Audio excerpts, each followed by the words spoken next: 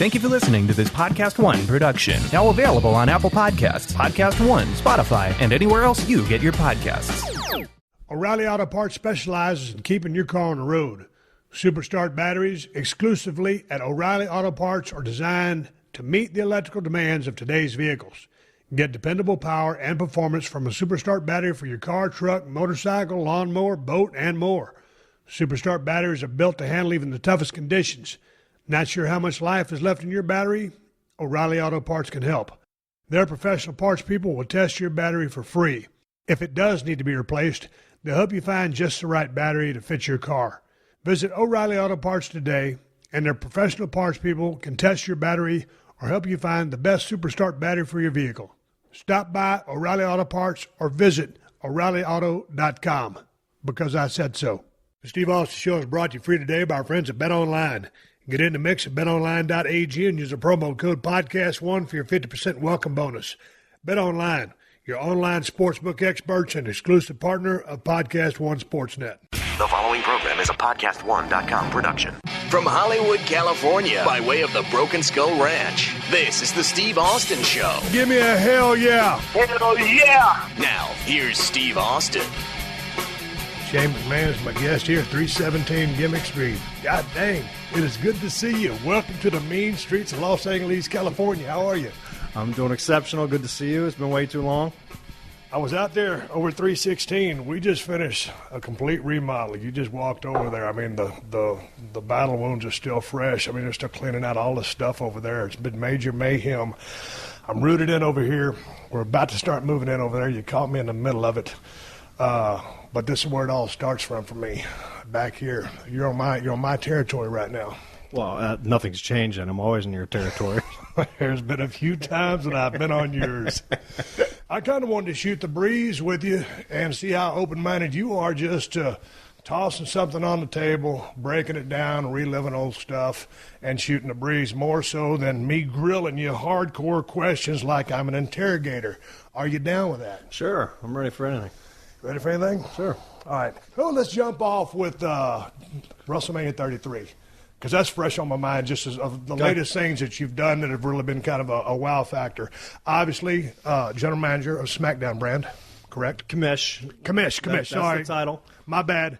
No, that's the official title. I get it confused also. Okay, but you're the commish on SmackDown. So you got that going on currently. Correct. But let's talk about WrestleMania 33, the match with AJ Styles. I thought it was the match of the night. A lot of people said, God dang, AJ Styles is going to wrestle Shane McMahon. Why can't they find someone for Shane to wrestle? I said the same thing. But I was impressed with your performance. I was just thinking of the guy that's in the trenches 24/7, 365, that had a guy lined up for him. But they stuck you in that spot. How did you feel about that? How did you feel about people saying, well, why is Shane wrestling this world-class guy? Well, I was humbled to be in there. AJ's a great talent. Damn right. Never worked with him. He's been here about a year. Came just before I came back. But I've always been an AJ Styles fan. Really enjoyed his work all the way from Japan to what he was doing at TNA. And it's a different time in the business now. So guys usually, of AJ's size and stature, had to work so much harder. Sean always had to work so much harder, and Marty. And now those doors have opened wide open, because now it gets down to caliber and quality of performance. So ding, ding, ding, that guy is amazing all the way top. So I was truly humbled to be, offered the opportunity to get in there with him. And it all comes down to what's the right booking.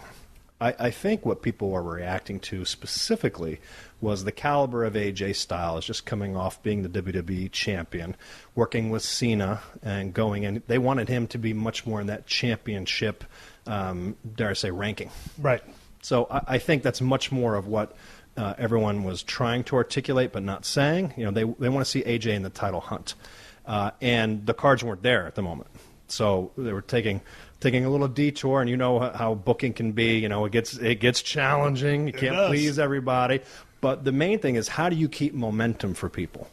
And, part of my role is to do just that. So my role is to keep momentum going. I'm very happy to be in that role. It's always been my role, and I love being able to do that and help the whole process. I guess if you put a moniker on it, I guess I would be best supporting actor always, and never the main guy, which I'm very happy to do. But, when you say know your role, that kind of goes back to our old buddy The Rock, know your role. And so that has been your role, but also you're an integral, a big part of so many great storylines. But in maybe 33, come on. And maybe 33, stepping in with AJ, to go back to 32 with The Undertaker in Dallas. I want to talk about that in a minute. But the fact that you stepped in there, you got yourself ready, you look like $1 million. So I watch it, when I watch an event like WrestleMania 33, which I loved. I thought it was a pretty damn solid WrestleMania. I watch it as one of the boys. I watch it as a guy who got into business since 1989. I'm out of it, but I'm technically still in it. It'll be part of my life until I'm dead. But I also like to watch as a fan because I want to see the boys go out there and tell a story and make me smile or make me go, yeah, or get some heat. And I'm like, God dang, time for that comeback. Come on, man, fire it up. And that's what you guys did. Y'all went out there. I love the story. AJ's mindset was kind of like, come on, man, you got no business being in here. I'm the face that runs this place. That's swagger, which he's great at. And then all of a sudden, y'all just turned into just a damn good match, back and forth action, heat, comeback, and you just told a great story with some outstanding stuff in there. What did you do to spin up and get ready for WrestleMania 33? Because as you well know, cardio is very specific. You can get on an elliptical trainer and go like gangbusters, but it doesn't transfer to the ring. I know you do a lot of damn mixed martial arts. What was your training program? Because you looked like $1 million and you weren't gassed at all. That's really what I attribute it to. As you're well aware, going in the ring, which people have no idea because they've never been in there, just running and hitting the ropes, it hurts. You have to get callous. That's why guys that are on the road all the time, my hat's off to them because they get callous. They get used to everything. Doing a flat back, jumping up, laying on your back, is like, you have no idea. People ask me, like, oh, my God, what's that feel like? I say, look, be very careful, but go out in your backyard, jump up in the air, tuck your chin, and land flat on your back. Now, that is extremely jarring. And now imagine doing that about 40 or 50 times when you got to repeat and do all that. But answering your question of what I do to stay in shape, again, a lot of that is attributed to what I do of, training with, I do strength and conditioning with Jimmy Quinn, who's my strength and conditioning coach. Now, what does that entail? That's much more resistance training and, just hitting the weights and doing all the basics and getting back to stuff. You circuit training or you're doing bodybuilding training? No, a little both. Or would they say functional strength as far as keeping your heart rate up? Basically, it's to keep. No, it's not so much my heart rate. It's just to keep everything together. Okay. So I'm getting older. I just need to keep everything together and tight, and that's why I train and do that resistance-wise. The more of the cardio comes from when I do Muay Thai, and that's when I train with Phil Nurse. So when you're throwing hands and feet and you're going a bunch of rounds with a 30-second rest, I train hard, and then I do Brazilian Jiu-Jitsu. Again, I do that with the Gracies, Hollis and Henzo. And also Mario Mercado. I got a lot of guys. Mario Mercado is my amateur wrestling. He was Division I at Syracuse. So we get in there and just battle it out. So all of that, it's a tremendous amount of cardio. It sounds like you went to a fight camp. Yeah, well, that's basically what I do. Yeah. You have to do that. I'm looking at you. Shane's about 4 feet away from me. We're sitting at a little table over here at 317 Gimmick Street, and I'm looking at two hands. And when you ball those things up, those two hands have produced more potatoes than the potato fields of Idaho. Did you get a bunch of fights? You should talk. Oh, my God. I think I've received more of those potatoes than any person in the world. Are you kidding me? Oh, come on. A lot of people complained that I was a little snug in the ring and on those comebacks when DX and you guys were feeding. There's some goose eggs and some black eyes and stuff like that. But, dude, you got a lot of quicker hands than me. I was watching a couple of those left hands and a big rights. With Undertaker, I'm like, God dang. I saw Undertaker after one endeavor, and I looked at him. I said, dude, what's with the eye? He goes, God dang kid. He was talking about you. I got heat for that from his mom. Really? Oh, my God. I got heat from that. It happened. I tatered the hell out of him. But that was the week before. There was the go-home WrestleMania. It was in Brooklyn. And something went awry. We were throwing hands, and we were outside, and I went to hit him with the monitor or something, and then it was stuck. So all of a sudden he sits up, and I'm like, well, he's a big dude. I'm like, what am I going to do? I was like, oh, I kind of panicked a little bit, didn't quite get my range, so I wasn't completely looking at him. I went whack, and I stuck it out there, and I felt it, and went thunk. I went, oh, my God. I saw his eyes roll back in his head for a minute. He looked at me. All of a sudden I started that trickle of blood come down. I go, I'm dead. So I quickly, what do? I quickly get on him fast. Whack, whack, whack. I go, I might as well get him in now. Give him a couple extra. We're going to get back to 33, but let's talk about Taker for a second, because here's the thing. You know, in the business, I mean, you're going to throw a couple of those thuds, and we both have, and we laugh about it because it's funny. And he's my friend. So but like you said, like you're talking on the Mick Foley podcast, as tight as you guys are, as long as you've known each other, the immense respect that you have for all of the guys in the business, because you never want to hurt anybody. Right. But when you stiff a guy like The Undertaker, who's like at the top of the respect totem pole, with one of the greatest careers in the history of the business, and you just thump him, it's like, God dang it, I feel bad. I felt like terrible. I came back through the grill position with my head sunk low, and I just walked up, and then here he comes back through, and when he's a little PO'd, he's larger than life. He comes in, I'm just like, so I just quickly look up, said, I'm sorry, gave him a hug, and then I close my eyes, I stick my chin out like this. I'm ready for one. I'm like, go ahead, recito. He went, it's all right, it'll come later. And boy, did it ever. Oh, my God. When did the receipt come? Because that's classic Undertaker. Oh, it's crushed me. Crushed me. We were laughing. In the beginning of that match, Undertaker, we were doing stuff, and I was, we're throwing hands. When we're throwing, we already had the deal that we're going to go. Yeah. So we're starting to throw, and, we're tagging. And then one thing, he hit me, and then I just kind of went into my, my own little world for a second, protect mechanism, and then I leg kick him. Yeah. And it went whack. All of a sudden, he looked at me and went, ow. And I saw it, and he went, then he was hot. So at some point, he had grounded me, done something, and I was gassed. I was laying down. I'm like, all right, let me catch my breath for a second. So I'm laying kind of in the fetal position, totally relaxing, because I know he's about to go do something else. I got like probably 20 seconds so I can catch my breath. Taking big breaths in, eyes are closed, and then my face flat on the canvas. He reaches up and bear paws me. Whack! Wide open jaw, everything. All of a sudden, I got those gold glitters. When you get hit hard, you're just like, ping! You're like, woo, my gosh. And then I start laughing. I go, oh, he did that on purpose. And he and I had dinner a few months after that. We were laughing at these stories, talking about it. But oh man, I was totally seeing stars. Let's jump back to 33 for a second before we start talking about Undertaker 32, because I want to talk about 101, however many thousand people were jammed in that building. There in Florida, 75,000 people came from, all 50 states, I believe 62 countries. Yep. It's an amazing, it's an annual phenomenon when WrestleMania gathers. And we'll go back and talk about WrestleMania 1 here in a little bit. How was the atmosphere? You're early on the card. You get out there, the sun's going down, the lights ain't on yet. And so sometimes that atmosphere is not what you'd want it to be. But y'all didn't suffer that fate. Y'all had the crowd. The story that y'all told grabbed the people hook, line, and sinker. A couple of matches that followed you didn't have such a good success. What were you thinking when you went out there? Because I just make this comparison to Ford Field when we did the Battle of the Billionaires, and there was 90,000 people in there, but the sound was going up.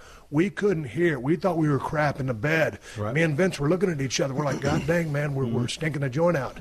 How did you feel going out there? Did you know you'd rock the place? When did you know you had the crowd? How did it feel? Bunch of questions. Just elaborate. Tell me about the experience. AJ Styles, one of the best workers in the world, WrestleMania 33. Well, again, I was pumped to get out there, and I learned the business, as I said on the podcast and many other interviews, I learned the business completely backwards because I never ever thought I would be in the ring, but I always learned psychology. I learned psychology first. And all of those years of sitting and just, it's almost through osmosis of listening to Pat Patterson and talking to guys of what to do, what not to do, when to do it, why to do it. That just became innate in me. Learning from my dad, the same thing. You hear all that. I mean, these are the masters of it. And then having the ability to work with amazing talent, you included, of why we're doing this, what's our story. So psychology was always the most important thing because, as you said earlier, we're storytelling. And what story are we trying to tell? And when I first got booked with AJ, my questions were, okay, well, what's our story? To everybody. And they're like, well, we're trying to figure this out. I said, no.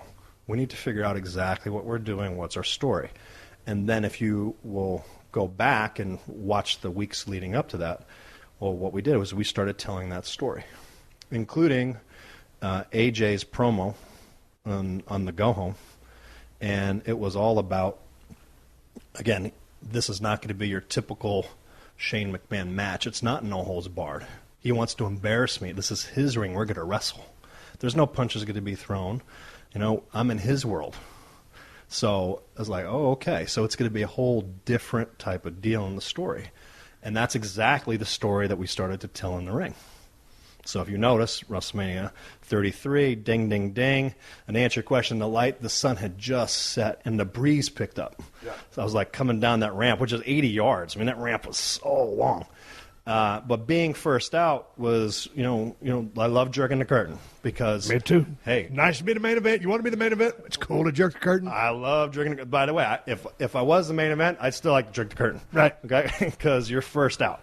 So being first out, everything just got a nice breeze. It was cool. I was like, oh, all right, I'm feeling it. I run down. I see my 3 boys and Marissa sitting in the audience right there. Give them the sign, and we had to go because you got to hit times. You got a lot of stuff going on. AJ comes out, and then as soon as we started telling that story, started feeling it, I was like, wow, okay, I think we got him. It's a garbage truck. Garbage truck. Par for the course here on the Steve Austin Show. They're going to come back and get my trash can. Well, they're coming getting tons of stuff probably because you have all that stuff from next door you're cleaning out and everything else. I complain about my show all the time, but it's included. The show downloads for free, so it's kind of like everything but the kitchen sink. This is a family-friendly show. And I saw a kitchen sink out there. So we're getting rid of that. Yeah, so the garbage truck is included. So you're out there, you're telling a story. So we start telling the story. And, kind of chapter 1 was, all right, he's out wrestling me. And if you go back and watch it, that's what we're telling. We're like, okay. And then I did a little better the second time. Then the third time, I got one up on him. He's like, oh, my gosh, what the hell was that? So surprised him. Then when he came back in, here we go. I'm getting ready to throw hands. He says, none of that anymore. We're going to wrestle. I'm like, all right. So we start to go wrestle. Then he cold cocks me. So now he's trying to beat me in my own game. I'm like, all right, you want to throw hands. And then once we start throwing hands, it becomes a little bit of a different story. Yes. So then the tides turn a little bit. And then from there, once we kind of got right, even from the get-go, the energy level, and even though it was way up, in the crowd, the noise just goes high because there's no roof on the place, we felt that rumble. Okay. We felt them. So I was like, wow. How important is that to feel those people? Extremely. Damn right. Because I'm deaf, but I can hear a crowd. You can't, because it's a feeling. I'm just, oh my gosh, I just got goosebumps. My nipples got hard. Easy, easy here. I won't show you. But it's that excitement when you're in there, and the crowd's part of you. When you do your job right and you're entertaining correctly, the crowd, take them on a ride. Yeah. Because that's what we do. Yeah. And you want them to be part of our story. Yeah. Be part of our story. Yeah. And participate. That's what it was. Oh, it's the greatest. Worst thing in the world is crickets. Oh, crickets. Oh my God. They can be booing profusely. Great. That's the reaction we want. But crickets, brutal. Get the shotgun. And crickets happens every now and then. You could be sometimes, even at my hottest, you could have a town that would be kind of crickets. It wouldn't be all crickets, but you're like, God dang, we've been rocking the house for like 6 days straight, and all of a sudden these people are sitting on their hands and nobody's really invested. And like, God, this is horrible. Anyway, on with the match. You're rocking the place, you're feeling it, and you listen to the crowd, and you're having your match, and you turn on the lights out and match. And so, thank you. So that was the goal. I thought it was a great match. So the important part of it, though, is getting the people to be a part of the match. You felt like you had them. Y'all did have them. You took them on a ride. You did to go home, and you go to the back. You just said you learned the business backwards. You learned psychology first. So in reading about you, you were a referee for a brief time, way back in, 89, 90? Oh, gosh, I've been a referee ever since. Before then? 80, sure. Well, tell me about getting into business, because I don't know that you talked about this with McFoley, because your grandfather never wanted Vince in the business, your father. Right. So Well, and you started promoting Bangor, Maine, or whatever the territory was. He had a hard time getting that show going. He promoted it. It was a success. Your grandfather led him into business. Mm-hmm. So what was your father's stance on you getting into business? Well, he knew that's exactly what I wanted to do. The requirements were I had to graduate college. Where'd you go to school at? Boston University. Right. Graduated from there. What kind of degree? I got a BS, Mass Communications, Public Relations. Bachelor's of Science. In what? Mass Communications, Public Relations. What do you do with what? Mass Communications. Mass Communications? Well, tell stories in a ring? Exactly. What were you going to do if you had not gotten a business to apply that degree? Well, it's everything from sportscasting to, getting into business level administration. It was more of a general education all the way around, but leading more into the communications field, which is more media and all the stuff that I kind of grew up with anyway. So I was just like, okay, let me kind of feel this, knowing full well I wanted to get completely into the business. Okay, mass communications. But you knew you wanted to get into business. Yes. Vince's dad didn't want him in the business, so what was y'all's agreement? Well, I was, again, just had to graduate college was one of them, and then I worked. I worked in the business ever since I could, ever since I went to my first wrestling match when I was 2 years old. It was the Worcester Auditorium, and I remember. And then since then, in all the territories, my dad would take me. You remember going to the matches in Worcester at 2 years of age? 2, 3, because it continued. But I remember. I remember yesterday. No, but certain things stick in your mind. You're talking 45 years ago. Yeah. Well, how many? Let me see about that. You're 47? No, I'm like 40. I'm like 39. Oh, yeah, okay. Okay, so you remember always going to the matches. How did your dad start you in the business? Well, you know the inside, you know the nuts and bolts. Well, I started, when I was there ever since, again, just as a young kid, helping set the ring up, taking turnbuckles out of the bag, putting them over. Because, I was too small to, lift the heavy ropes and all the other stuff. I eventually graduated a ring crew. I was the kid in the summer and on weekends, and I used to go hang up old school, the poster in the front of, the grocery store or the barber shop, right. In the cart. And we bring in, excuse me, sir, you mind if we put this in your front window? Old school grassroots promotion, which people have no idea what that's all about anymore. So that's how I really started. I started doing everything. Okay, but after college?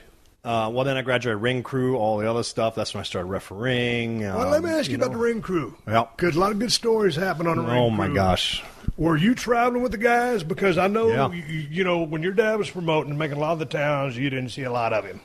Correct. I didn't see a lot of my girls when I was on the road hardcore. That's just the way the life in the business was. So who were you hanging with on the ring crew? Well, the original ring crew was Joey Morella, okay, Mike Chioda, and Tony Chimmel.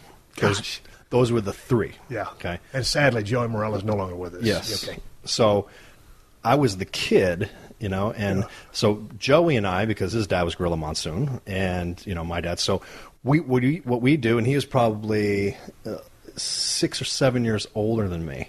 So we were drinking beers under the stands, we're just like, complaining about our dads, mostly he was. What are you, 10 or 13? Or yeah, I'm younger. I'm not of drinking age. Yes. Okay, different time back then, everything else, So we're drinking beers under the stage, and that eventually, then Joey became full-time referee.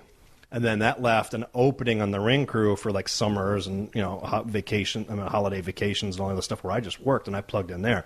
So it was Chimmel and Chioda, and then I was the third.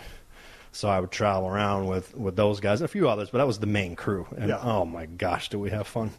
Were you playing cards and dominoes with those guys way back in the day? Because that's how they pass a lot of time when they get the ring set up. They got to kill time, so that's a lot of what goes on. They did. I didn't play much of the domino. I would go run or do something else or get ready and make sure everything's all set. But I didn't do so much. But what we used to do is we had to drive everywhere, so we would tear down the ring. And then Chimmel, not so much, but Chioda and I always wanted to go out. So being on the road, you've hit your favorite place to eat, and then everyone would ascend on a bar.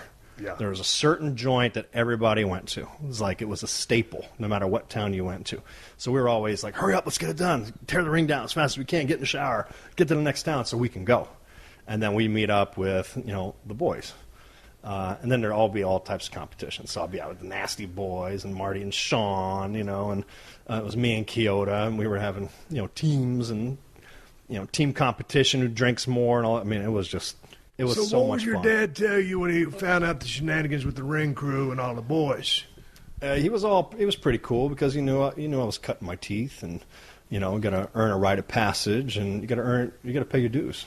I mean, I'm still paying dues. I don't think I'll ever not pay dues. It's just different. You got to earn your respect each and every day. That's how I was brought up, and that's just how I am today. That's what I teach my sons as well. That's interesting. Your dad's a third-generation promoter. You're fourth generation in the wrestling business. So I guess, hey, it's going to come with the territory. But he wasn't hard on you. I mean, he just understood, hey, man, like I said, rite of passage. He was extremely hard on me. Vince, I mean, he's... Well, what was it like growing up in that household? He was always gone. He was gone a lot, but, strict. Dude, I know your dad pretty good, obviously not near as well as you do. So how was he as a dad? He was a great dad. Always there. But laid down the law when you messed up? Oh, my gosh, yes. Would he ground you or like? Oh, yeah. Boy, if we messed up, you messed up in Victoria, Texas. Boy, my dad coming there with a leather belt. You're my stepdad now. Mm-hmm. And but we look at him as being my real dad. And God dang, he started pulling off that belt. And I said, God dang, Dad, I'm sorry. I said, I'll never do it again. He goes, boy, I know you won't. He'd grab my left arm and start swinging. I'd be running around in circles. He'd be busting my ass, that belt. And Shane, my stepdad used to go in the other room, and he would cry because he had to whip our asses because we weren't really his kids when he first met my mom. Right. But God dang, when you messed up over in Victoria, you paid for it, and that's how he did it. Did the old stand thing, ground you and stuff like that. Anything like that going on with you? Oh, without question. Okay. Old school. I grew up old school. Thank you. Old school. Thank you. Give me some nuts. Old Boy, school. these days, if you hear somebody whipping a kid, boy, child abuse, you can't do that. Listen, if my dad didn't step in like he did, Yep. I probably wouldn't be here, or I'd be locked away or somewhere What else. are you saying about your personality? I'm saying that I was just a very high-spirited guy. You know me. I'm high energy. I got to have an outlet for that energy, and if it's channeled in the wrong way, you just do dumb things. I kind of self-diagnosed myself ADD, ADHD, whatever you want to call it. Or both. Okay. Have you ever been diagnosed as ADD, or is it just like, hey, Shane's hyper? No, I had them both. Okay. Diagnosed, and yeah. So did they give you medication to take? Did you take the medication? They tried when I was a kid, but when we grew up, they just thought we were disciplinary problems. Right. Now there's medicine for it. They tried me on the medicine Ritalin. Yeah. Back then it was very experimental. It didn't work with me. Make you more hyper, or what? It wound me up. Right. I became very irritable. Not a good thing. So. It's tough, and plus I was so transient, moving a lot, that you don't really get to sit in, and you start missing skills, of different school systems or whatever, and some are a little more advanced, some are a little more behind, but you just gotta try to figure out where you fit in and making new friends, and so it becomes tough. Did you make friends easy? I did. I'm pretty easygoing. I'm very principled, and if you wrong me, that's Right. it. But other than that, I'm pretty good. What kind of student were you? I mean, I know you got a degree, but did you really have to apply yourself? Or were you a C, a D guy? When I was interested in something, I did very well. I excelled. When I wasn't, I didn't really see the importance of it. Now, if I can talk to my young self, which I'm talking to my kids, I won't allow them to make that mistake, because you need to get it all done. Some things in your job, you don't like the certain parts of it, but you got to get that done to get to the next level. The Steve Austin Show. The Steve Austin Show. How do you banish high rates on your car insurance? You switch to Geico during Geico-ween. October is their favorite time of the year, and the folks over at Geico have been working even harder to cast out high rates and craft just the right policy for you and your family. Switching to Geico isn't so scary, especially when they could brew up spellbinding savings just for you. So get a quote today at geico.com and see just how much you could save. No eye of the newt needed. Happy Geico-ween, everybody. You brought up Gorilla Monsoon's name. God dang, I used to love when he would do commentary with Jesse the Body Ventura or Bobby Heenan, but old Gorilla. And just the chemistry, the camaraderie, the friendship, the stories that those guys told, these larger-than-life characters in the ring and these storylines. It was a huge part of me, of my childhood. you're living it. You're hanging out with these guys. At some point, when you're hanging around the ring crew or drinking a couple of beers with the guys on the DL, are you thinking this ain't normal, or that's your normal? You came up in it, but now looking back, I mean, what do you think about the cast of characters you came up with? You got to hang out with some of my biggest heroes that I've ever seen in my life. It was You're amazing. hanging with them on a daily basis. It was amazing, being able and being accepted. I was kind of like the mascot. I was the kid, they liked, and they would torture me. Oh my God, How ribs, so? The ribs, they would play on me. What kind of ribs? Right. You got to drop a couple of rib stories. All right. Well, Morocco was notorious, okay, because he was old school, belly laughing. He would lock me in a locker, those lockers, they have, lock me in it, boom, and then the boys would blow cigarette smoke in there, or cigar smoke, or whatever else they were doing, and just bang on the locker, things like that. I remember one time Morocco put me in those big oil drum trash cans, at the arenas and stuff. He put me in and rolled me down the hallway, down a couple steps, 7, 8 years old. It was like, but again, I look back at that, it was, all right, well, what's the kid going to do now after that? So it was continually earning their respect and just keep coming back. And it was fun. Those guys, it was a weird bunch of babysitters, but when my dad take me, he was working, getting stuff done, and I'd be, okay, let me get the towels for the guys, or let me take their stuff back, or how can I help, and be involved, and just hanging in the locker room. It was very educational. What are your recollections of Andre the Giant? Because I got a chance to meet Andre when he passed through WCW. He just came to a television tape at Center Stage. At this time, he was on crutches. He was on his downhill slide. And, man, dude, I was a J-Brone when I was stunning Steve, and I was nowhere near the league that he was in. He'd already had his huge run, with the WWF. And all of a sudden, I just had to go introduce myself to him. I said, Andre, my name is Steve Austin. I got a chance to shake a man's hand.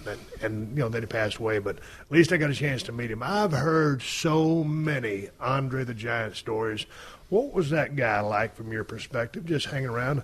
A dude that's as big and powerful and charismatic as he was, but just an extremely gentle giant, but also extremely, I'm glad you said that, because very feared if he didn't want you in his locker room. Oh, without question. And not just that. I mean, Andre, I always wanted to be Andre the Giant's tag team partner. So since around age 5, I would walk up to Andre and be like, we're going to be tag team partners. And I would tell my dad, I said, I'm going to grow up to be big like him, not little like you. And so I would always have envision Andre and I being tag team partners. So that kept me going for a while. Then I started learning that he was a giant. This is not the norm. I'm not really going to grow that big and all the other stuff. But Andre was always super kind. I think he wanted to belong. And he was very guarded of who he let in. But when you were in, it was like a little family. And it was a special time. Andre had great respect for my grandfather, and that carried on through my dad, down to me, my sister, my mother. So it was like, Andre's coming over. I was like, okay. So every few months he'd pop in through town and he'd come over for dinner or whatever. So it was, when Andre comes over for dinner, your dad's one of the smartest guys I know. Does you go buy a truckload of beer and wine to get ready for Andre, or would he chill over at the McMahon residence? Or he was known as one of probably the greatest drinker in the history of the business. Oh, forget it. Andre would usually BYO. He usually come with his own stuff just in case you didn't have what he was drinking.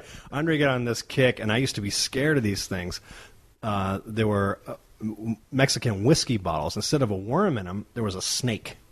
They would put a whole snake in there. I would look at it. It's like something, in science class, and you're growing up in formaldehyde, and you're looking at them like, oh, my God, that's so weird. And then Andre would pop the top, and, his hand's so big, a whole big bottle of that stuff. It looked tiny, like you're taking a little nips almost. And so he starts drinking that. I'm like, oh, my God. And then sometimes he's like, never eat the snake. I'm like, no problem. I'm not doing it. But he was a gentle giant. But in Andre's story, imagine when he flew, back in the day, first class, seats were even smaller. They're more narrow. So very difficult time traveling.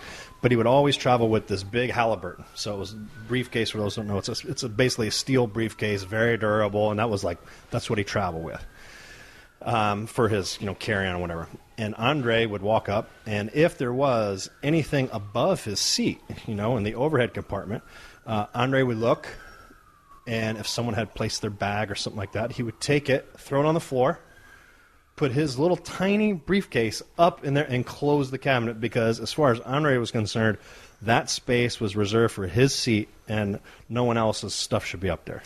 I heard the exact same story. He would take whoever's stuff it was, just move it out, put his stuff in and shut it, and he'd go, mine. Yes, mine. Dude, I mean, what do you say? Here's the thing about Andre. I mean, it looked like he had like 160 teeth. I mean that with respect. But I mean, it looked like he had 160 teeth in front. He was bigger than anything you'd ever seen in in the world. So if he says mine, yeah, just leave my stuff on the floor. I'm good with it. And he was because his legs weren't very long.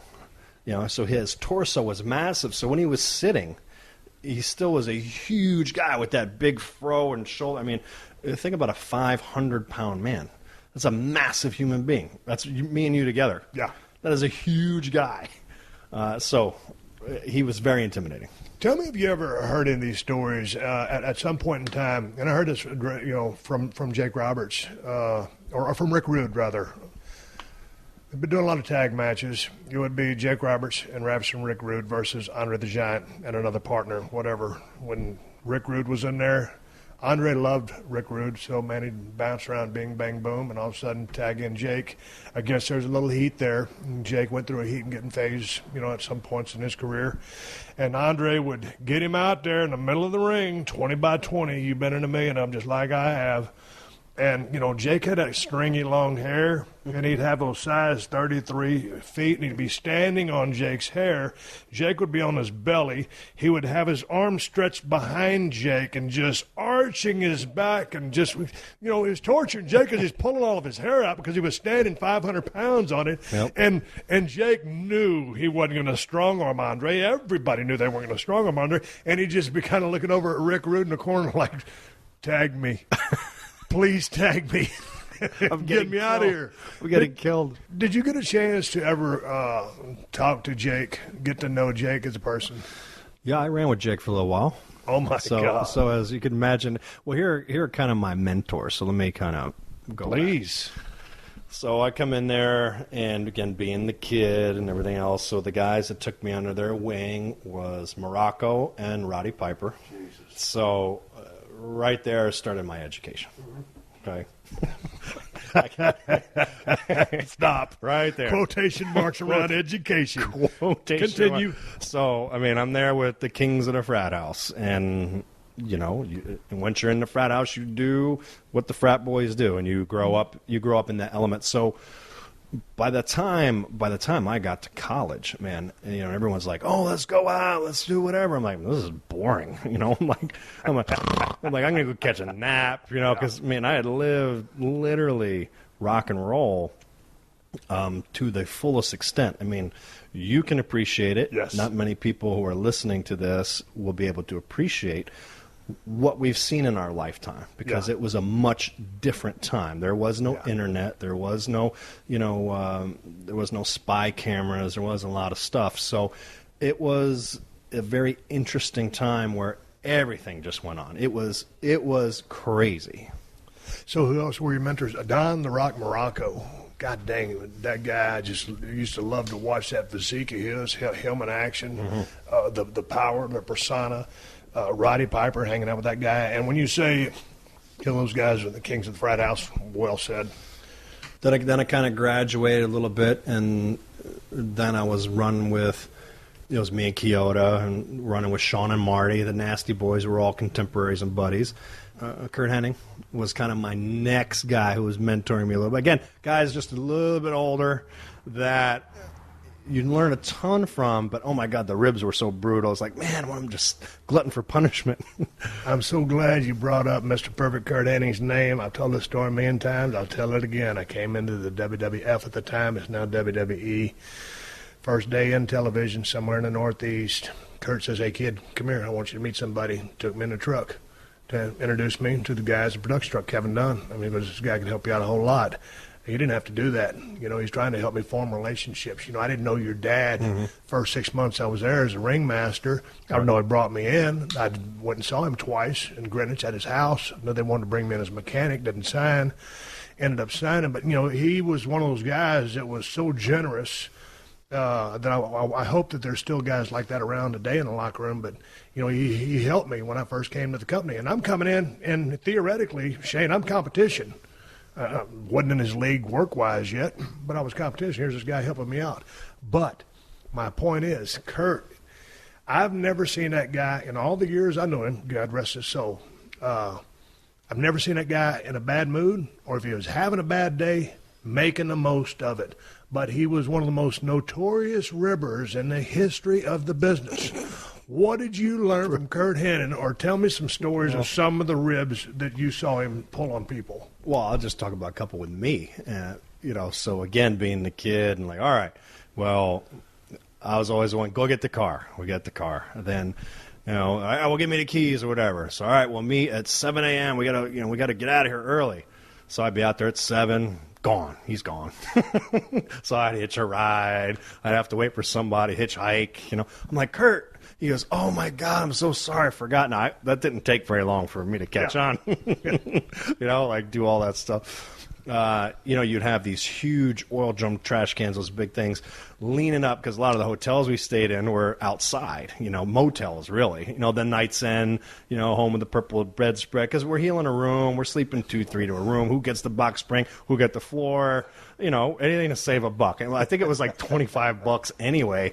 But we're just like, well, 3-way split, perfect. You know, because we weren't there that long, and that's also where the bars came in, and to be so important, because you know you wanted to be a little numb when you went to bed in these places. Don't know what's crawling on you or whatever. But it just got back to the fun of it. But anyway, getting back to the door, so that big oil drum be full, and you'd open that door, you know, and all of a sudden the waiter would just be like, because you had it leaned up, and it would just, whatever you were wearing, if you had your bags in your hand or whatever, it just, everything was soaked. You know, it's like the whole carpet got soaked. So and it's the door opens inward. He's leaning the trash can full of water, trash, and everything else up against the door. So when he knocks on the door, you just open it. Or you just open it in the morning. You're like, oh, you're coming out, and you're like, son of a bitch. Really? You're like, seriously? Soaked. You know, I mean, soaked. Were you ever there when a lot of the guys, this wasn't real going on too much when I came in, but, you know, you wrestle in a lot of high school gyms, college gyms, stuff like even some of the small shows, Shane, anywhere with some lockers. And there's always inevitably a combination lock that's not locked up. Right. Of course, it's a spin-around lock. There's no way, unless you're a master locksmith, you're going to find out the combo. So they'd loop that thing through a couple of your belt loops. Yep. Through your pair of jeans. I mean, there's been guys, I mean, you might have 3, 4, 5 locks, and you're either going to cut your belt loops or you're going to the next town with a bunch of locks on your pants. Exactly. Or they would do the old classic, if you've got just a pair of denim jeans like you got on right now, just tying just one knot in that leg and just pulling that thing, 2 guys pull on each end, just one knot, just one spin through there, and you pull that thing tight. You talk about a pain in the ass to try to get that knot out. That's the kind of stuff that went on in those kind of things. Oh. Yeah, wet. And then they lock your bag, you know. And then if you get smart and you lock your own bag, well, then your bag be in the shower where everything is just soaked. They just throw the whole thing in there. There's other additives that they used to throw in bags. I mean, depends if a guy deserved it or not. And that goes back to the locker room being different. You know, the locker room, once again, about earning your stripes. You had to earn your stripes. And, you know, back in the day, and there was a hierarchy. And if you messed up, well, then wrestling court, you know, Taker being the judge, and rightfully so. But even prior to that, it was you had to have the proper respect and show the proper respect to the guys who were there before you and teaching you to be like, okay, kid, let's see what you got. You know, you've been through it. Different territories, different time. There was always a head of the locker room, and you had to go through that. And that learning is so crucial and so important, which doesn't exist today. Well, let me rephrase. It's just so much different today. In your estimation, why is it different today? Well, the territory system primarily dried up. So, I like the way you said that. So I got to call you on that. So It dried up. So therefore, it used to be by the time you got to New York, you were polished. You were ready to go. Right. So that kind of dried up. God dang it. Dude, you opened it up. What did you think? Because your grandfather, when your dad bought the business from Vince Sr., your grandfather was alive for how much longer? Because your dad started to want to go into other promoters' territories. And that was something that you did not do. Right, don't rock the boat. Yeah, so your grandfather wasn't real fond of that. But your dad had a different vision of what the wrestling world could and would end up being. So what were your thoughts when you saw your dad taking the business in the direction that he took it? Well, again, growing up in it and just knowing that my dad was gone. So primarily where I grew up, a lot of what I saw was our own product because it's the Northeast product. Correct. So everywhere I went, which was, through those areas, living in Maryland and Connecticut and Massachusetts, New York, again, you saw that one product. Yes. And again, no internet, no way to see other stuff. So I would start to sample other things like through magazines. I'd be like, oh, well, look, how about this guy over here, this other territory, and that stuff. So starting to get the idea, and my dad saying that, all right, we're expanding. We're doing this thing called syndication.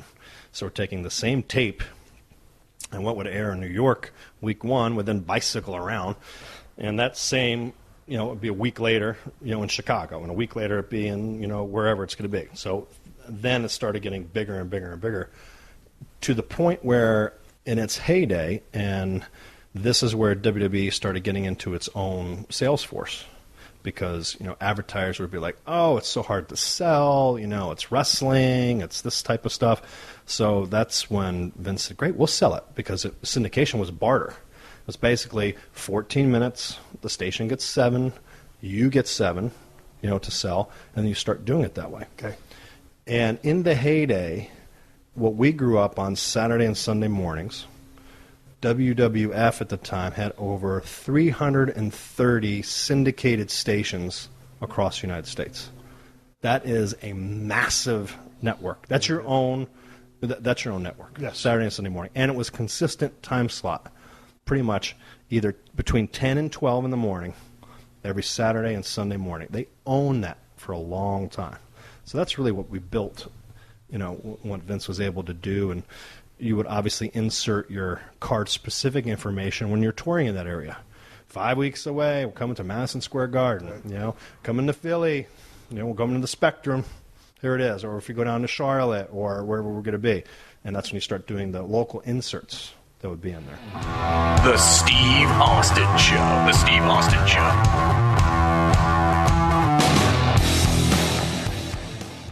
The wait is finally over. Football is in full swing, and MLB Championship Series are finally here. You might not be at a game this year, but you can still be in on the action at BetOnline. BetOnline is going the extra mile to make sure you can get in on everything imaginable this season, from game spreads and totals to team player and coaching props. BetOnline gives you more options to wager than any place online. You can get in on their season opening bonuses today and start off wagering on win, division, and championship futures today. Head to BetOnline online today and take advantage of all the great sign-up bonuses. BetOnline, your online sportsbook experts. So your dad's growing a business. He's the other territories are drying up. Your dad has told me that back in the day, and I don't know what age you would have been at when some of these things happened, or you would recollect them, that he'd gotten death threats from some of the other owners of the territories. They thought he was just crazy as a outhouse rat and this and never going to fly, and he pissed a lot of people off. Any recollections of those kind of things going on? Yeah, I remember walking in a conversation I wasn't supposed to hear between my parents, and my dad was talking about one of those things. My mom obviously being very concerned. And just hearing my dad's philosophy of, I believe in this product. I believe in what we're doing, and that's it. That's the vision. That's what we're going forward with. And then you obviously hear, I won't get into too much private talk, but my mom was opposed. She said, well, is it worth anything? Is it worth losing your life? That type of thing. And my dad said, he's bluffing. So I remember hearing that one conversation, and I'm paraphrasing, but that's the gist. Yeah, I get you. That's the gist. So scary time, when you're young and you're hearing things like that. When you look at I want to talk about you, but when you look back. I got one story for you. Oh, go. Can I go back? Yeah. When you were talking about meeting Andre the Giant and Stunning Steve, and when you came to as the ringmaster at first WWF, one of the biggest things, I drove my dad crazy for about 4 months before you got here, and everywhere around the house I would just walk around and be like, "Hey, Dad," and I'd be doing the Hollywood Blonde with the movie camera. Yeah. You guys are doing. Hey, and he finally got so annoyed with me. He goes, "Would you stop with this stuff?" Yeah. So I was a big fan of you guys, you and Brian, and all that back then. So I just wanted to throw that in there. What do you think about the competition? I mean, you could probably had an eye for talent or whatever. I'm not asking you about myself and Brian as a Hollywood Blonde, but when you saw NWA or WCW stuff like AWA, because Jesus, that's where Vince would become some of his biggest stars from. What do you think about the other products? Because to me, looking at what your dad was thinking is like, these guys are outdated, or they're not seeing the big picture here like your dad saw. Hey, I'm going to expand, and Jesus, I don't know. I know there were some thin times there when things were just scraping by, but doesn't seem like the other guys just had either the balls or the money to compete with Vince. Is any of that correct? I don't think. My personal view is that the promoters there were stuck in some of their old school ways where they didn't want to spend the money that it will take to compete on that level, and they wanted to pocket more. Where Vince was all about invest.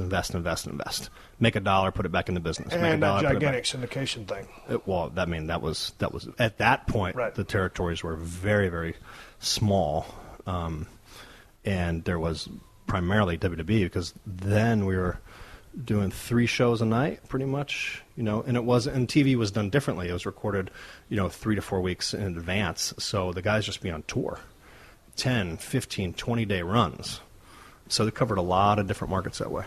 Going back to the way the locker rooms changed, with there being really nowhere else to go, you have your other promotions that are still around, Ring of Honor, TNA, or whoever's running. I knew when I was in WCW that WWE at the time was the big leagues. I knew that ultimately that's where you want to go. Mm-hmm. So all the other territories are gone now. Because there really is nowhere else to go, are the guys in the locker room not as free to explore? Almost like Christopher Walken with the cowbell. More cowbell, explore the space with that cowbell, that famous Saturday Night Live skit. You feel like guys are walking on eggshells these days because there is nowhere to go, and for fear of, hey, man, if I get fired here, I can't go nowhere else? I'm sure there's some of that. The freedom to kind of try things out is limited a whole lot more. I mean, you can do a whole lot more of that on house shows.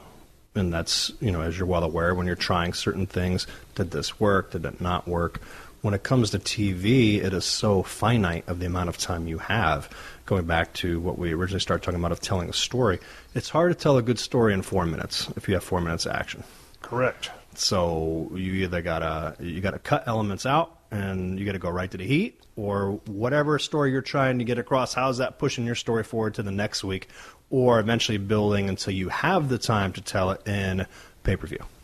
So that's a big distinction. I think a lot of the guys also, again, with the territory system drying up, they've never had the ability to really go try it somewhere else.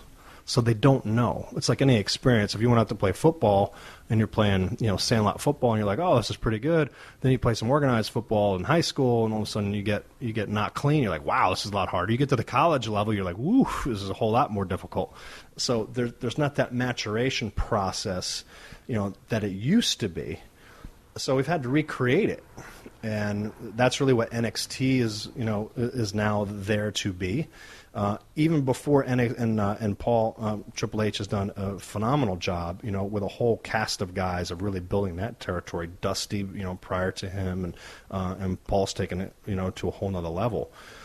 Prior to that, that's originally what we wanted ECW to be when we first purchased it. I wrote the business plan for ECW just to be that AAA system. because we needed guys, whether you're coming up or coming down, you have certain guys that are going to peak. You can't stay at the peak forever. So as they come down, we'll start taking some of that knowledge and take a kid, and say, all right, here is in the ring. You can educate them of why you're doing this, or feel the crowd. Let me teach you how to do this. All right, come at me, let's start. You got him.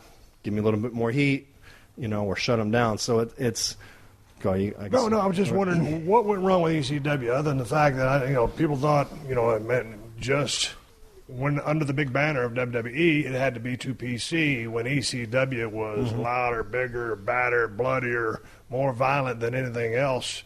Do you think ECW didn't make it just because they had to tone it down too much? No, I don't think so. I mean, that was how they distinguished themselves, with some of those crazy things. But people remember some of the crazy stuff, but there was a lot of great matches that didn't have the crazy stuff in there in ECW. So we had to tone it down. But, the whole Attitude Era, as we went through, we weren't PG. We were PG-13, if not a little higher than that. So we were having a blast. So I don't think ECW suffered that. Everything is kind of toned down now because of acceptance and sponsorships and advertisers and just kind of where, America, the American value system sits at the moment. So from an advertising standpoint of where people are putting their money. Right. Go ahead. Oh, I was just, you said the Attitude Era. I've heard some people that were having runs back in the day, they look back at the Attitude Era and think, that wasn't really that great of a time. I thought a lot of the stuff was too risque. Didn't think a lot of the matches were that good, and just were kind of didn't really think much of the Attitude Era. And I'm thinking to myself, man, I was right there smack dab in the middle of all of it. I was having a blast. We were sold out every single night wherever we went. There were some of the greatest hands in the business in our locker room. Literally, the whole locker room should be in the Hall of Fame, or will be by the time it's all said and done. I thought it was.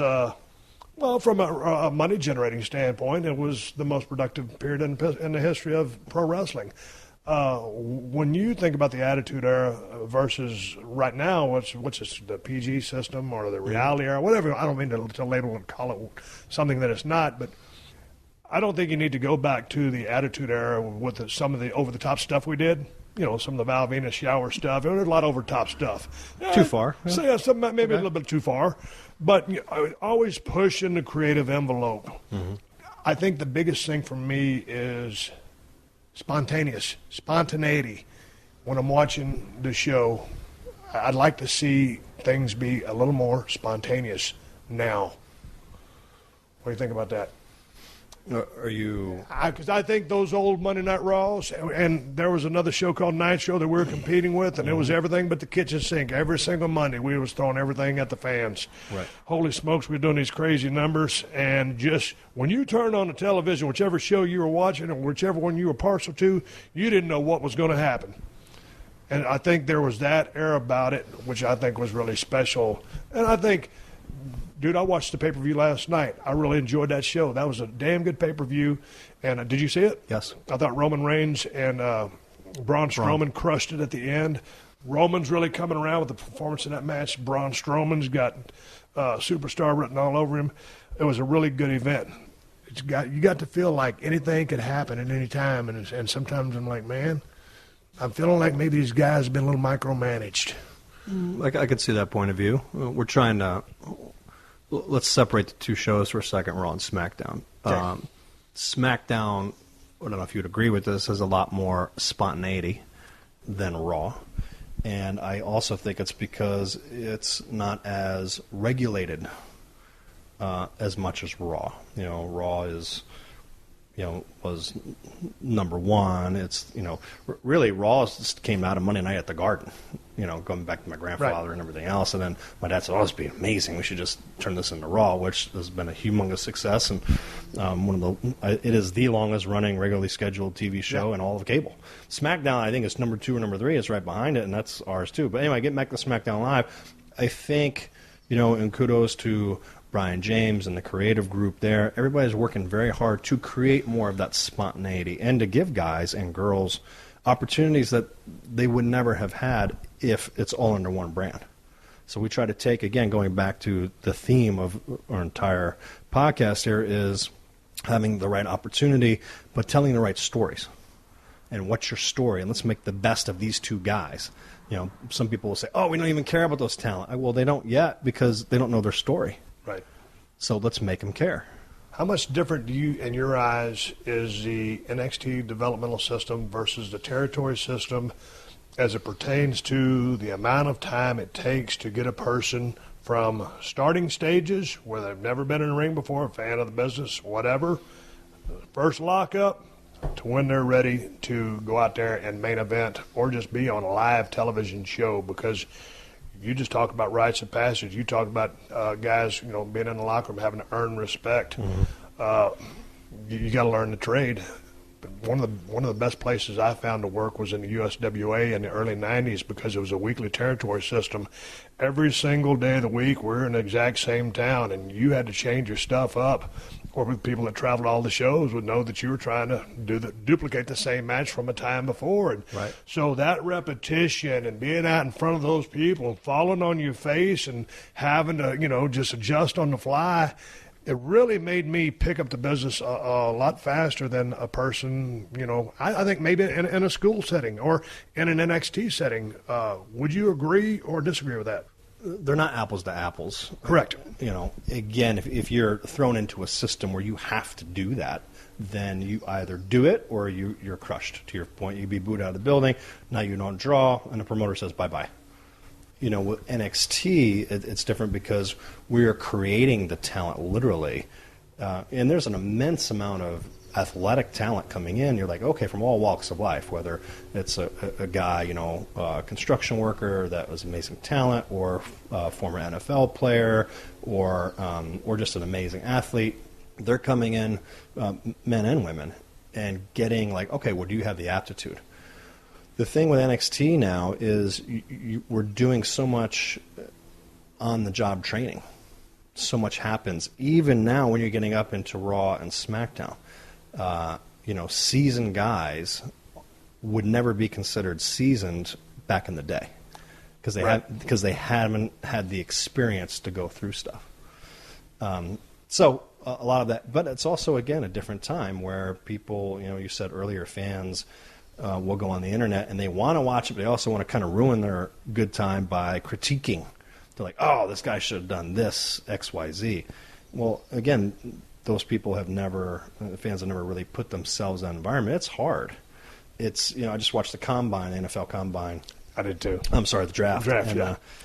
And we're saying how exciting it was for those guys, and my boys were very pumped. But it's not like you put on a helmet, you go to the Combine, which is where I was going, you run a 4.5, they're like, okay, awesome, we like you, you're a good kid, and we know we can help teach you the position in your gold. Our business is so unique because not only do you have to have the athleticism, you have to be an amazing storyteller, and you have to win the crowd. When the crowd likes you or likes to boo you, either way, now you got something. But they got to care about you. And that's the stories that you tell in the ring and your character and your persona and what you're doing, within the confines of that ring. So that's the magic, and it's very difficult to get in there, and it's hard to teach that, that special sauce. The special sauce is kind of that X factor because, going to, let's just say NXT or any wrestling school or whatever the program is, we'll call it NXT.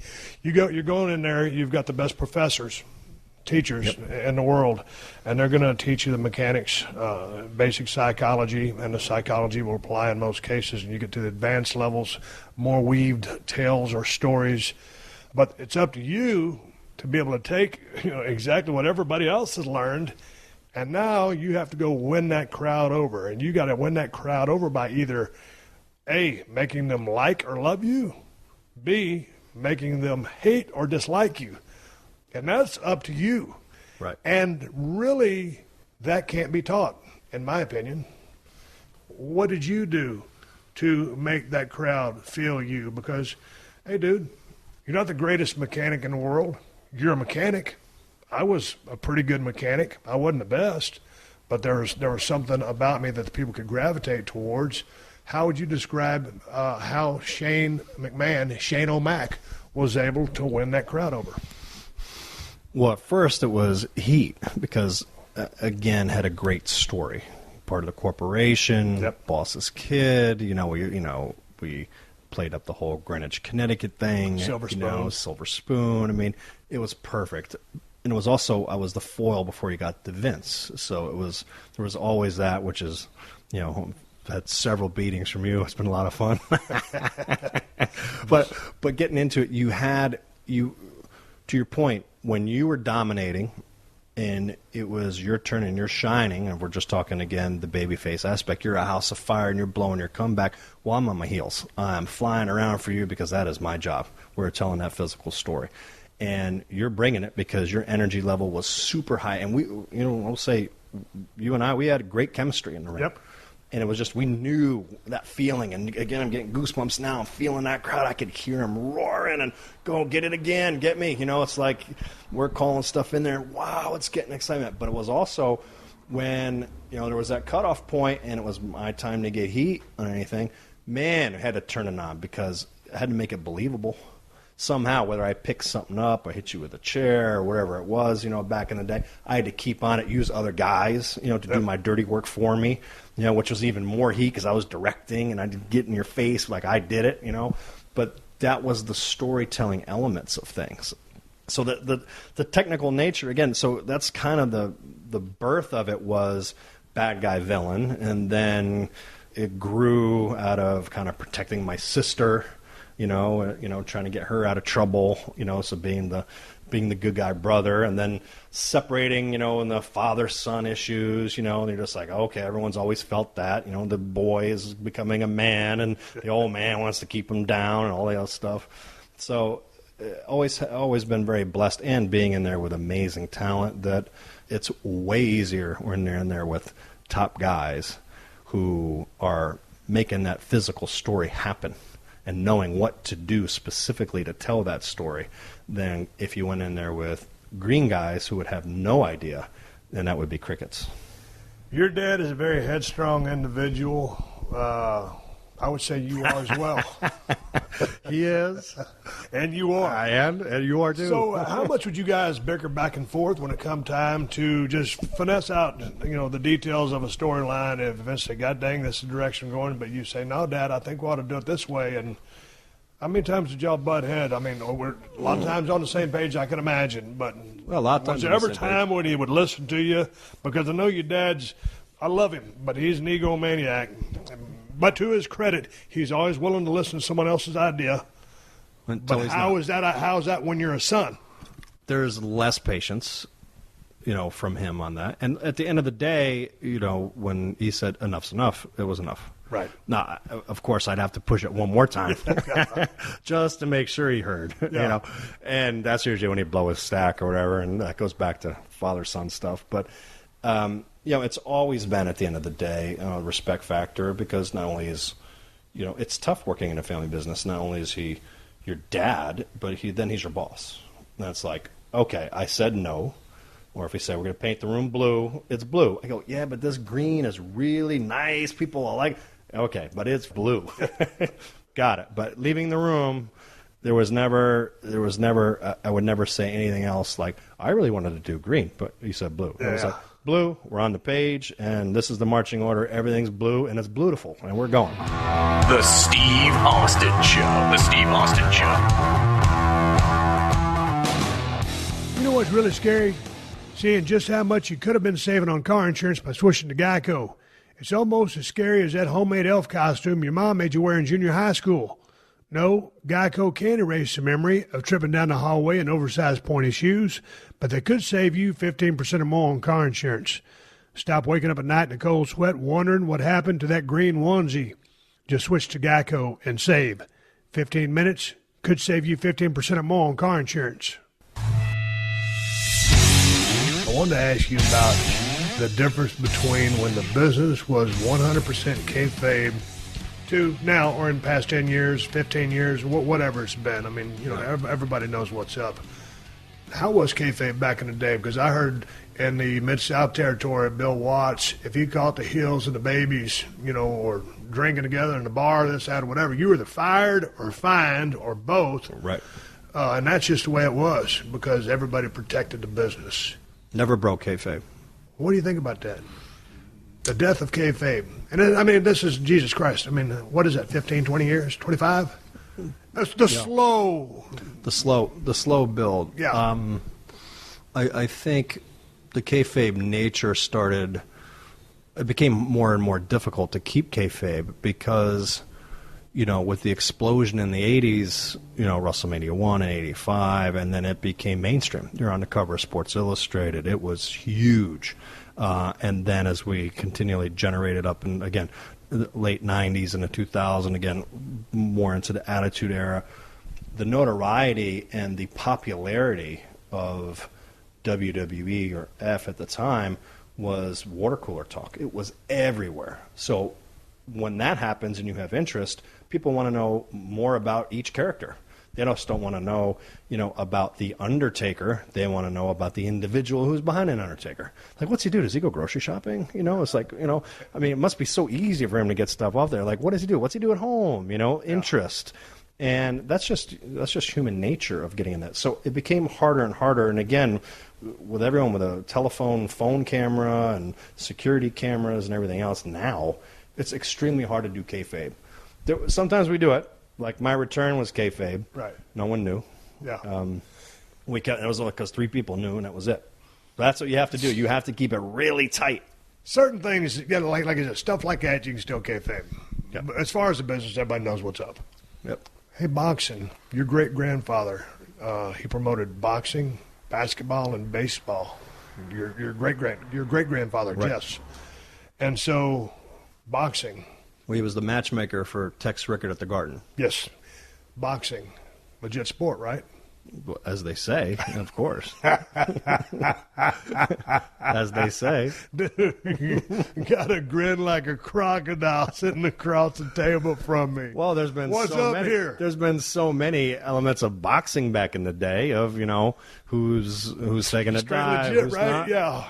Yeah. Well, it was a legit dive. Yeah. They legit went down for a certain reason. They protect kayfabe better than wrestling did.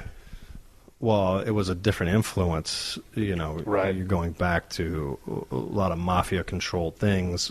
Gambling was huge. Wrestling always had the connotation of, okay, well, the guys used to get mad because when people would say it was fake, what they really meant was it was a predetermined winner. So you couldn't bet on it or things like that. And a lot of the old school guys, if you said fake, would box your ears or stretch you or whoever said that to them. Because they're like, hey, man, because they had such pride of what they did. Right. Boxing had a whole different element to it because it was, a sport, but it was, again, influenced with some people who wanted to make a bigger profit off certain things. Let's jump out of that. I want to jump into something right here. You said if you said wrestling was fake, some guy might stretch you, box you, do this, that, or whatever. So that brings me to tough guys.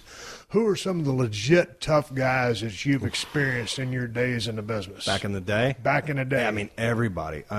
You had to be tough to survive in that locker room. And it doesn't mean you're the baddest, but you had to hold your ground.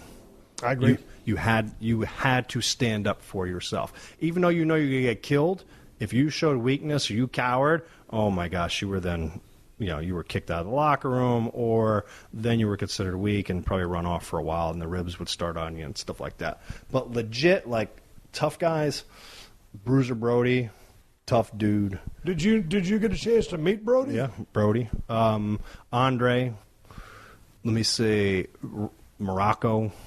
Roddy was tough. He was very tough with his mouth. Roddy was always the first to throw hands.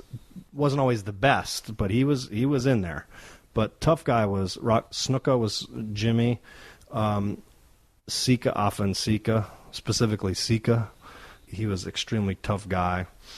Matt Bourne, played Doink. Oh, no, I'm glad you said the Matt Bourne name, because, boy, I tell you what, Matt was... He was tough. If you got on the wrong side of Matt, you better bring a sandwich. It's going to be a long day. Yeah. Rude.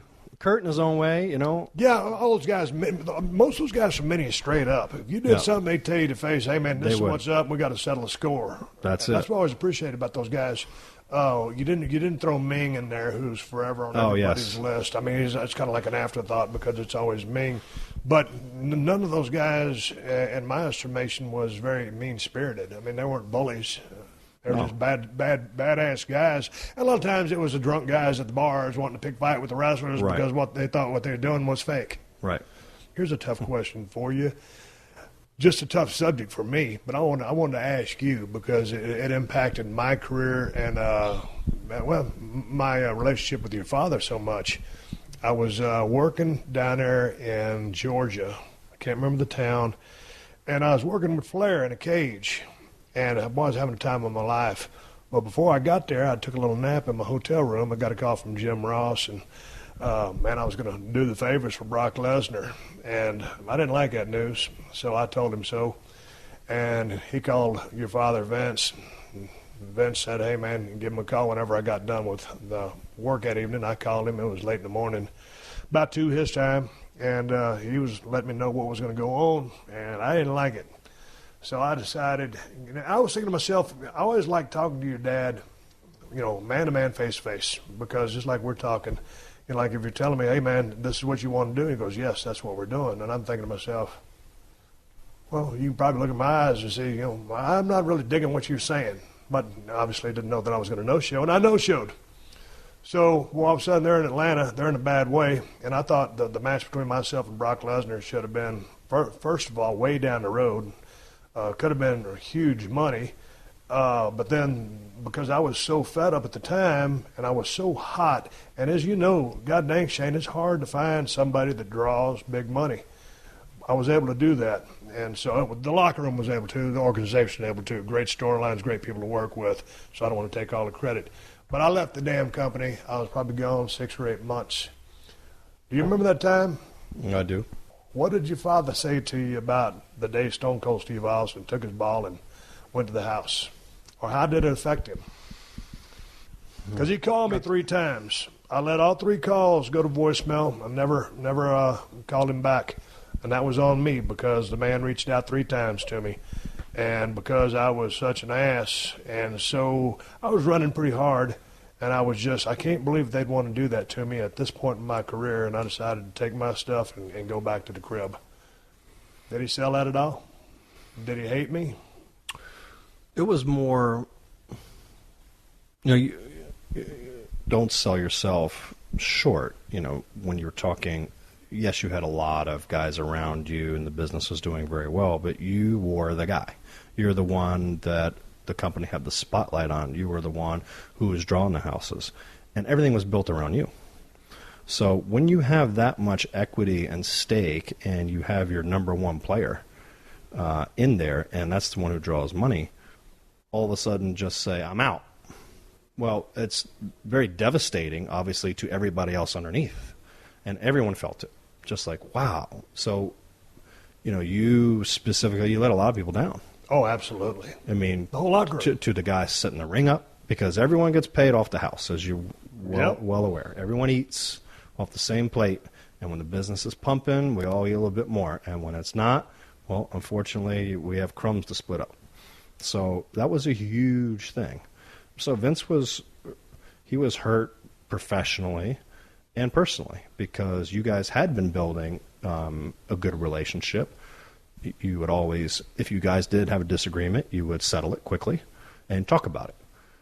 But at the end of the day, when it got down to, all right, this is the vision we're going, and when I said, we paint the room blue, well, you didn't want to paint the room blue that time. You wanted to do something else, and you took your paint and went somewhere else.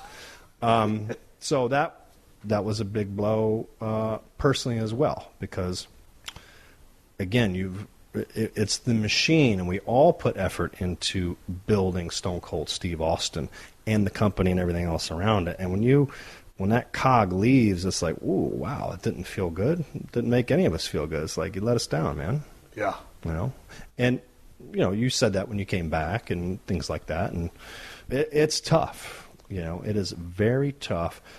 And what people also don't realize is when you get to a position like that, you can burn out fast, because the demand on that talent specifically, now you can speak, far better than I can, because you've been living through it, but any top talent on top for that long, the pressure is so high You start burning the candle at both ends. You start second guessing. You start thinking, you're like, how can I be better? Oh, they're not going to like me today, whatever. And you start becoming your own worst enemy. And it's success sometimes is very hard to deal with.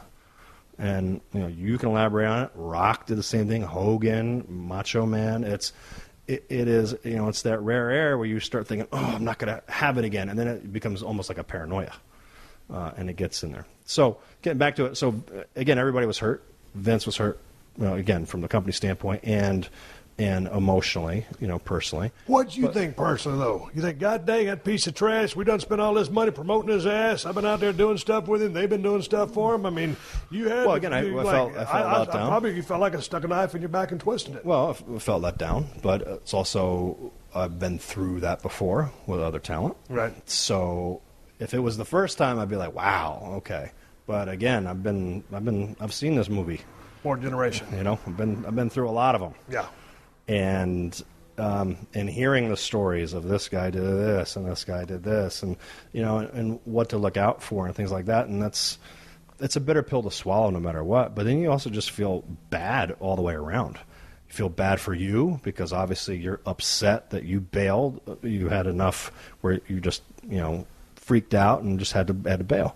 You feel bad for the talent that we're supposed to come up right underneath, that you're supposed to be working the angles with, that they're going to eat. You feel all the way bad, bad all the way down to the ring crew, TV guys, all of us. So it's like, all right, plan B, and now let's move forward. It's one thing when a guy gets hurt, but when you do what I did, and we'll stop. I don't want to beat a dead horse, but I've always said that was the worst mistake I made in the history of my wrestling career. And if I could do only one thing different than that, obviously, well, I wouldn't have turned heel at 17, but the biggest thing would have been I would have showed up in Atlanta and talked to the old man, your father, face to face, and hammered the damn details out, because we would have. But just being on that road and then hearing that voice and those, I just like, are you kidding me? I just thought they were throwing a couple of roadblocks at me here or there that just didn't make any sense. I was like, what is going on? Why? I mean, we're making a lot of money. Everything is full, and now you want to do the JOB now when it's not time, so it just rubbed me the wrong way at the wrong time, and I bailed. I just wanted to buzz you about it, because as long as I've known you, we've never talked about it. So, Nonetheless, I'll never forget I got that card from Jim Ross, and he put me in touch with Vince, and we set up a meeting in a high-rise hotel in Houston. I'll tell you, Shane, your dad's a very intense guy. And as you well know, but I tell you what, when I showed up on about the 27th floor of that skyscraper and I walked in that room first, I was thinking, man, I don't know what's going to happen. We're either going to hug or one of us is going through that window. And we ended up hugging, and I ended up coming back to work, and we put our differences aside. I want to talk about two quick things before we shut this thing down. We have a dinner appointment. We're going to go eat a steak, and I'm going to have a glass of whiskey. I wanted to ask you about WrestleMania 32 with The Undertaker. You go out there, and you got your trademark entrance, and boy, I know you, Shane, and all of a sudden you kind of hit that vein on your arms, and that's that adrenaline feeling. That's kind of that subliminal, kind of, if you know what it is, here's what it is, and that's mainline. Mainline. I'm talking about the good stuff. I ain't talking about the bad stuff. Yep. So I know you was feeling that crowd, and then also I saw you when you went out there, a couple of those chest bumps. And that's kind of another thing where I was really hoping for a good response, and God dang, you gave it to me. I was kind of like giving them that love back, right? Mm-hmm. So you go out there, and then here comes your three boys. Y'all go out there, and you drop off the kids with your wife, and you go out there, and you stand in the ring.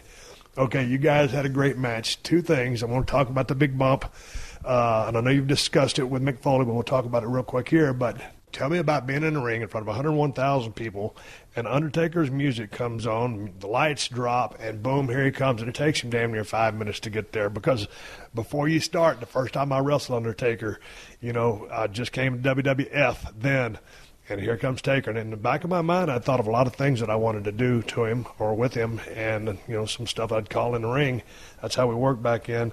And all of a sudden, the lights drop down, Taker's music hits, they smoke up the arena, all the lighters go up, and I forgot every single thing that I had wanted to do, because I had a lot of respect for the guy, but I just loved his entrance. What were you thinking coming in off that? First of all, tell me about the adrenaline rush you got, because a lot of guys will get that, and you know how long that runway was, but a lot of guys will blow up walking to the ring just based off emotions and adrenaline. Well, going back, having my kids out there was one of the main reasons I came back to the company, period. was I never was able to perform live in front of my boys. Then they would always ask me, would you ever go back, Dad? Would you ever do that? I said, well, if the right opportunity was there, then I'd consider it, being there for you guys. So that was one of the major deciding factors, is my sons had never seen me. So to have them come out with me in front of that crowd, and at AT&T Stadium where the Cowboys play, it was surreal. It's a moment that I selfishly replay in my mind all the time, because there's nothing greater than that, having your 3 sons, 5th generation, running out there with you in the very event your father created, and we're in the 32nd one of them, 32nd WrestleMania, and having them come down. I was like, I was so proud of them. And, people say, oh, did you rehearse it? I was like, no. I asked them about 5 minutes before I came out. I said, you guys want to come out with me? And they were like, really? I said, oh, yeah. So when they came out, they just took to it like water. I was like, I couldn't believe it. My two older boys specifically, I was like, look at these little guys. They were like giving me the whole feeling and like, yeah, come on, crowd. I was like, oh, my God, made for it, Anyway, I dropped them off. But getting into Undertaker's entrance, yeah, it's something special and eerie, because he comes down. It does change, and even though it does, we talk, the business is, as we would say, a work or a predetermined outcome. When you get in there with someone that has an intensity we're talking about, whether it be yourself or Rock, different, but Taker has a special one. It's an eerie thing, because he looks through you. He's not looking around. Hey, how you doing? Not nicey eyes. Literally, you're like, wow, he's gonna kill me. Then in those first couple of hands, I thought he was. But very, very special. And again, being on the receiving end of that, you're like, wow. And you get caught up in it, like you said. You're caught up and mesmerized with what's happening and the crowd and the feeling when he turns the lights on, boom, and all of a sudden, it was the opening spot, if you will, where he takes the cage and closes it. It's like, all right, now you're mine. It's like, wow. And then people just started setting it. And then he takes his hat off and he comes in, stands toe-to-toe. It's like, wow, this is electric. Do you think anybody could have, and it's speculation, I'll put it out there, I don't think anybody could have pulled off the Undertaker gimmick like Mark Calloway did. And that's speculation, because no one else got a chance to try it. But I swear to God, when I first saw that guy come out, and I'd already seen him in WCW, hell, I wrestled him down in USWA, and in WCW, he's this menacing force that they don't know what to do with. So I'm as the Punisher. That was a pretty damn good gimmick. All of a sudden, you come up with this Undertaker thing, and I'm thinking, man, I don't know what this guy is doing. And at first, I'm thinking it was the Survivor Series or whatever it was. 1990 Survivor Series. Hartford. Snuka. I can't remember what it was, but Jesus Christ. Dude, he scared those people. The kids in the first couple rows, everybody. I mean, the kids were petrified. Yep. And I was like, man, these guys are scared to death of this guy. And I was thinking, man, I know this guy, not real good, but I didn't know he was capable of doing this, because that full-blown, you call it character, persona that he came across with was so authentic, so real, so over the top. It was unbelievable. And the changes that he made along the way, then back to The Undertaker, it's one of the greatest gimmicks in the history of the business, if not the. It's iconic. It's iconic. Do you think anybody else could have pulled that off? No, I don't. And it also gets into Mark's temperament as a human being. That's who he is. He is Cool Hand Luke. He is the king in the locker room. He is that everything is measured, reserved. That's how he works. His punches are thrown for a reason, not just to throw punches and bunches. They're thrown for specific reasons and things like that. Moves are not wasted. So that is who he is as an individual. And you see him in the locker room and walking around. He's very measured, very to himself. And then it's enhanced through his persona, which is the iconic Undertaker. Did you know of that idea before they dropped it on him? Was that floating around the office on a piece of paper like the Ringmaster was? It actually came through interviewing Percy, because, Vince and Pat and specifically we're talking, all right, well, give me some, all right, we're thinking about different characters, and it's almost like an interview. Like, give me some things. Like, what have you done in the past? And Percy said he's did a couple of the things and this. He said, I was a mortician. And all of a sudden, my dad just locked in on that. He said, "You were a mortician?" I said, "That's it. He's the Undertaker, Paul Bearer." And it was born. Come on. That was it. That's how it was made? Yep. That's unbelievable.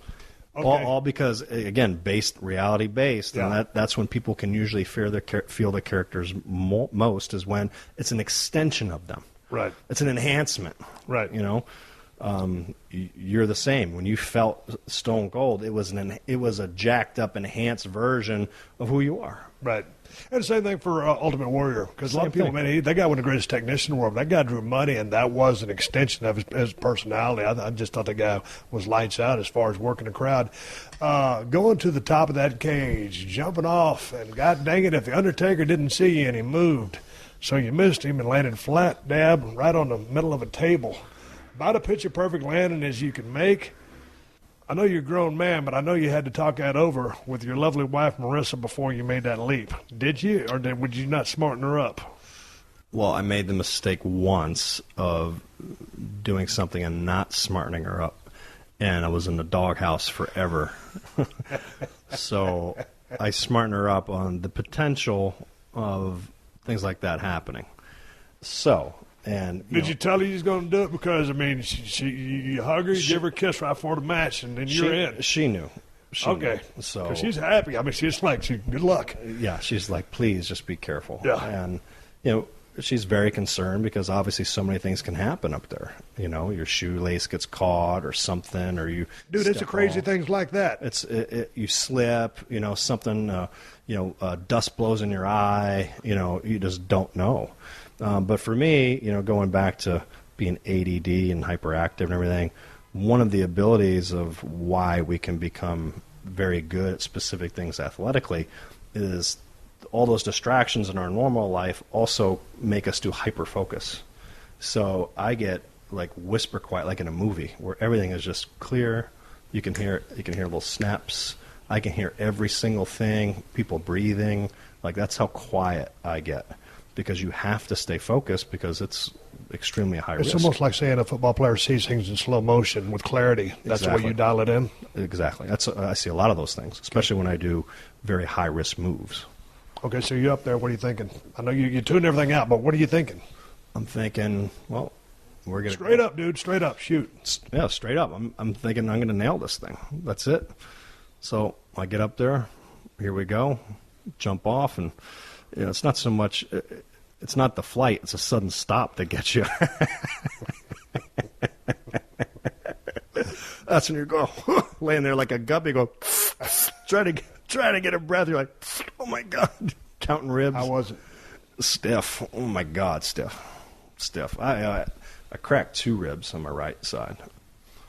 Yeah, at least 2, because it was sore for about, you know, ribs suck to heal. Yeah, you know yeah. that. They're like 8-9 weeks. Yeah. You know, every time I'd stretch, I'd do, grab me, you know, and like bend you over. So yeah, it was tight. What did you think laying there? After? Yeah, I mean, it's a little hand squeeze. Are you? Well, I did a I'm systems cool. check. Well, you know, first my body was numb. You know, the impact was highly intense. So, you know, you're like, okay, I'm trying to get my air a little bit, and then, you know, you're going through your brain art systems check. All right, wiggling my toes. I can feel them. My fingers. I'm like, okay.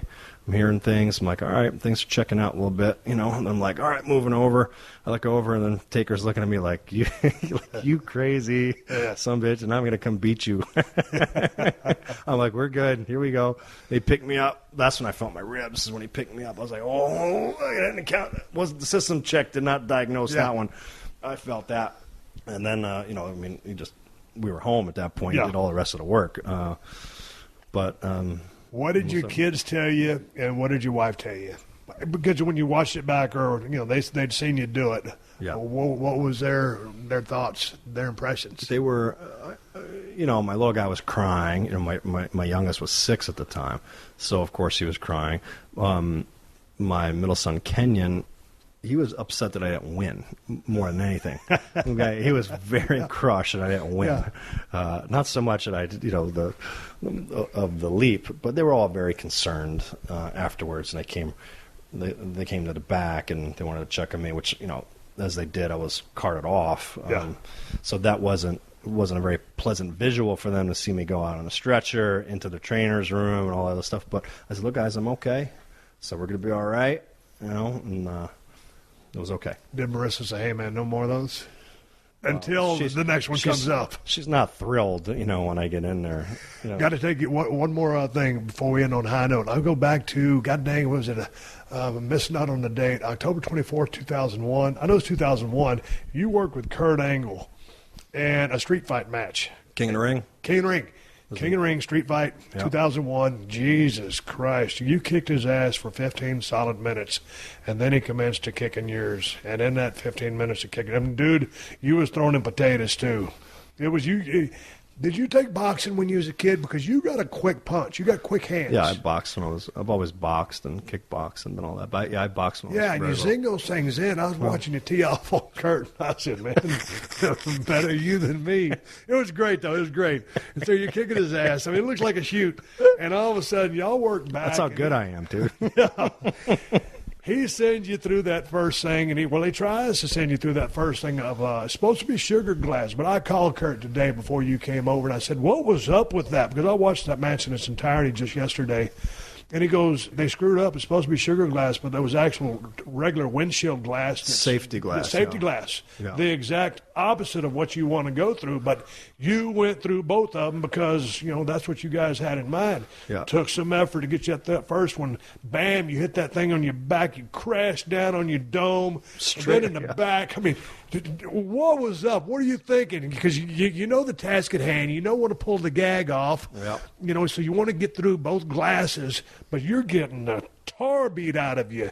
You're bloody as hell once you land through that backside on that second one. He's already gashed on the first one. Did you get lit up? Were you all there? Yeah, I wasn't concussed or anything. Okay, so you were straight up. So I was straight up. I mean, I was hurting. But you did a great job of selling it. Well, wow, hey, the adrenaline. I mean, it hurts. Newsflash, it hurts. Yeah. Laying on your head, it hurts on the concrete. Just prior to that, if you watch that match, Kurt called a suplex, and I called it off in the middle aisle. It's just cement.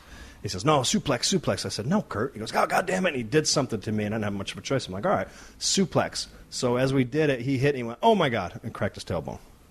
Because remember, that's right. That's right after that. We're like, what are we going to do? And that's when you started getting with Kurt. We put the hat on him with the ukulele, and we made, it was great entertainment at that point. But that's because he couldn't physically get in the ring. That was a big reason why on that belly to belly getting me through. I should have went through because he still sailed me. But by the third time, I said, you Olympic wuss, something along those lines.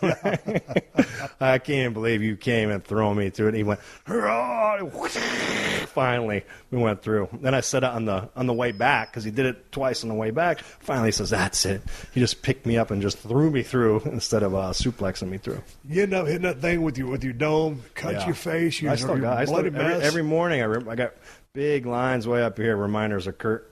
I forgot that he had told me that that's when he injured his tailbone, and I was watching another match when we were at Meadowlands Arena, and that was when Booker T had made his debut. I'm in a match, or I'm interfering in a match, and he dumps me on the announce table. He dumps me perfectly, but I'm so sweaty I hit the top of that thing and skid off, and that's when I broke the 3 transverse processes when I hit the chair on the floor behind the table. So that was on me, but I had 3 broke bones in my back, and that's why we were able to do all those comedic things, because he had an injured tailbone, and I finally was able to put the 2 and 2 together of why and how we actually started doing that, because I wasn't getting any heat. People didn't want me to be a heel. I couldn't do anything, so I wanted to be entertaining if I couldn't get any heat to do any physicality. Right. So I'd get shot up with 60 milligrams of Toradol every time we go somewhere just to try to do some ha-ha. But that's how that all happened. So what did your dad say when you come back, y'all come back, a bloody heap of a mess, pull off a gangbuster of a match, and then you end up in the back? What did the old man tell you? Well, I didn't know that Vince almost came out about 3 times during that match. He was going to call it off. Really? Had no idea. Kyoto was a ref. Kyoto's usually always my ref because we go back in the days, like I said. Yeah, I love Kyoto. And it takes 3, not just 2. It takes 3. So, in the IFB, I guess Vince is saying something. Kyoto's talking to me, but I think he's just kind of calling, just saying gibberish, because, again, I got whacked in the head a couple times. And he's like, oh, I was saying something. Anyway, so Vince thinks that I'm shooing him off, that I'm disobeying an order, that I'm getting through Kyoto. But I never really got the order because I'm never to disobey him. So Gorilla was absolutely quiet. Vince was going ballistic. I mean, throwing stuff. Poor Jerry Briscoe was the one doing the times at that point. I mean, it came back. It was in shambles. So Kurt and I come back through. We just finished.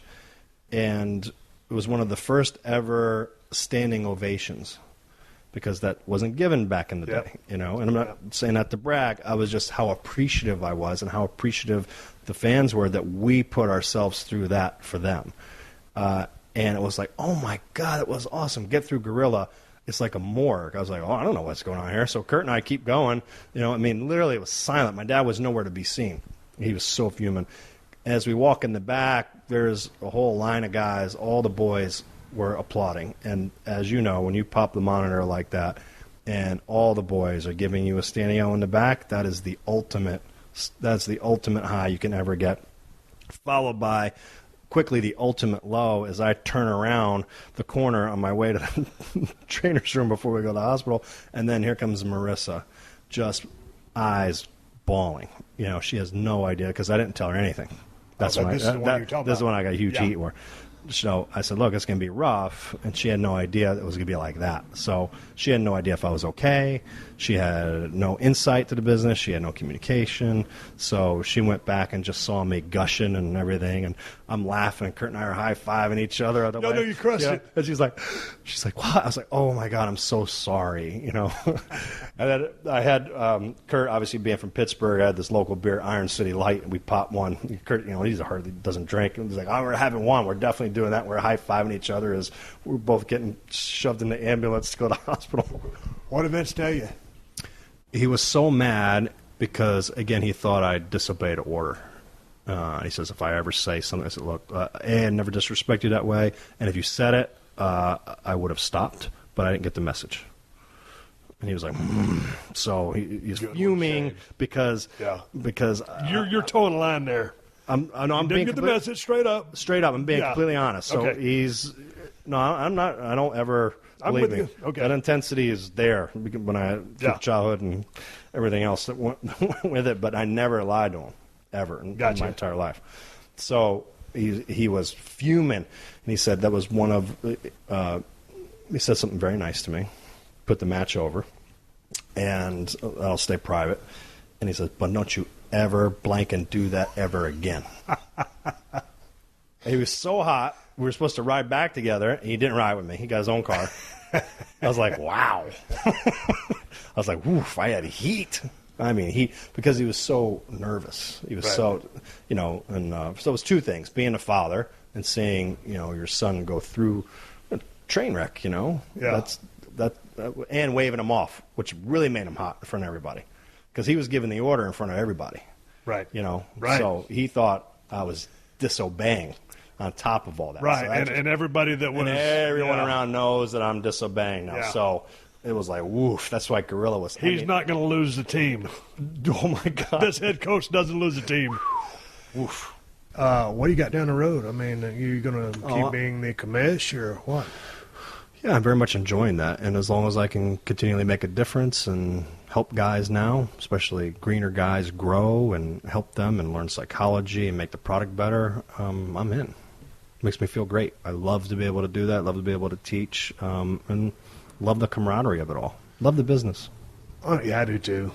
On Twitter, you are at Shane McMahon. Correct. So anyway, it was good talking to you. I'm glad you came and saw the crib today. This will be the studio one of these days, and we're about to go eat a steak, and I will buy the first round.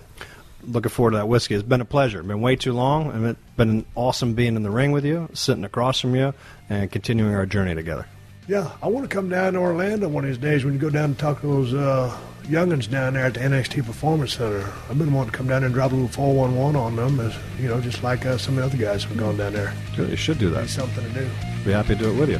I know some people. We can get down there. I'll catch you down the road. This has been a Podcast One production. Download new episodes of The Steve Austin Show every Tuesday at podcastone.com. That's podcastone.com.